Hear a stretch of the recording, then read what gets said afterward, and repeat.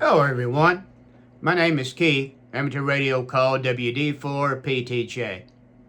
I thought I'd make a short little video and respond to a question that I see some newer hams ask on different ham radio Facebook groups. And the question is, they'll see a photo of ham's shack and there'll be several radios there, and they'll ask, why do you have more than one radio? Why do you need so many radios? You know, you can only talk on one radio at a time, so why do you have to have so many radios? And I guess there be several reasons for that. First reason I would give is for backup. You know, if radio goes down, then I still have another radio to use until that radio can be brought back into service. So that's one reason. Another reason is ham radio operators just like radios. You like to collect radios. Another reason might be different radios for different purposes. So that's some of the reasons that I would give. Is to, if you see a photo of somebody's shack and they have several radios there, as to why they have more than one radio. But I'll point out to newer hams, don't feel like when you see that somehow if you've got to go out and buy a whole bunch of radios. You know, many times when you see a photo like that ham has collected them radios over several years. So don't feel like if you've got to have a whole lot of radios, to be considered a ham. So I'm going to move the camera around here and show you just what I have here. Okay, the first radio I'm going to show you here is one that I actually don't have hooked up right now. It's a Kenwood 440S, and when I first got back into ham radio over 20 years ago after being out for a while, the first radio I got was an old Kenwood TS 520. It was an older radio made back in the 70s, and I had that for a few years, and then I decided, well, I need to get something else. I need to get a solid state radio. That radio was what you would call a hybrid. Had tubes, and I decided I need to get something a little bit newer, something that also had 12, 17, and 30 meters. So I got this 440S. And at that time, I kept the 520. I kept it for a backup. Now, I since sold that radio at a swap meet a few years ago. But, like I say, I had the 520 for a few years. And then I finally went and got another radio. Now, I'll show you that one now. I'm kind of a Kenwood guy, because all the radios I have here are Kenwoods. So, the next radio that I got was a Kenwood TS 850 that you see right there. And of course it was a used radio when I got it. It was several years old too. But it was a little bit of an upgrade from the 440. And so I didn't get rid of the 440. I had it for a backup and still had the 520 too.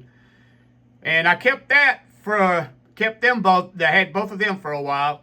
And then finally, a few years ago, after I retired, I decided I'd get myself a retirement present, I guess you could say.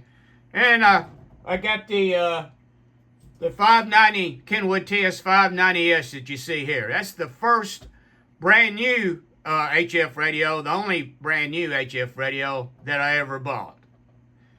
And then, of course, up here, I've got a dual band Kenwood TM G5707. That's my 2 meter and 440 radio right there. And I guess you'd say, well, I don't see another 2 meter radio here. You said something about backups, and I don't have another what you would consider a base radio, whatever you would want to call it, for a backup for that. But I do have a handy talkie that's sitting back up on top of the shelf over there. And besides just using it as the handy talkie, I have the adapter, so I can hook it up and use the external antenna I have out here. Use one of them in case that radio goes down. So that's the radios I have here. So what's happened is other than the 520, every time I've bought another radio, I've just kept the other ones for backup. I have thought about getting rid of the 440 I have over here. Because like I say, it's not even hooked up right now. But I kind of keep it because if I ever had to go out and set up somewhere else, if I ever decided I want to get into POTA, or if in any kind of situation, an emergency where I had to go be deployed somewhere and set up, that's probably the radio I would take.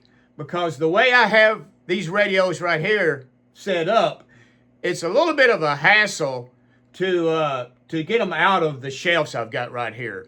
The way that the ground cables are hooked up to the ground bar behind the desk right here, it could be done, but it's just a little bit of a hassle. I couldn't do it real quick like, and so that's one reason why that I think I'll probably hang on to the 440 in case I ever wanted to set up somewhere else, whether I decide to get into POTA or use that radio for something like field day or something.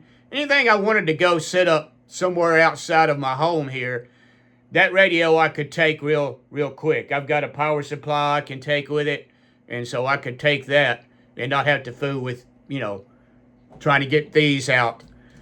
So anyway, I hope that kind of answers that question. I've seen newer hams ask on Facebook groups before. They'll see pictures of some shacks, and you see some people's shacks, and they've got just tons of radios there.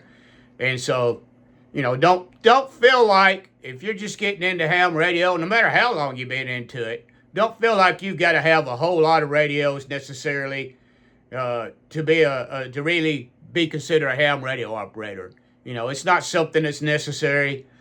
Some of us just like to collect radios, and like I say, I kind of consider mine backup. Something happened and one of these HF rigs went down. I know I've got something that I can use until I can get it up running again.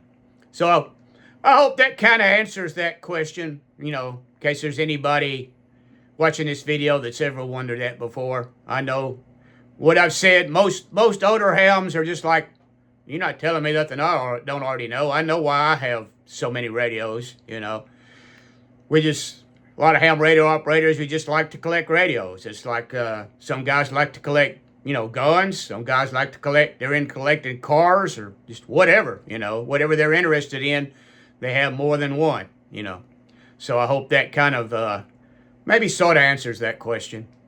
Anyway, if you like this video, be sure and hit the like button and feel free to subscribe to the channel. And if you do subscribe, hit that little icon bell. That way you know whenever we make a new video. If you haven't hit that, then sometimes you may not even, Facebook may not even show you that we've made a new video. So, till next time, 73 everyone.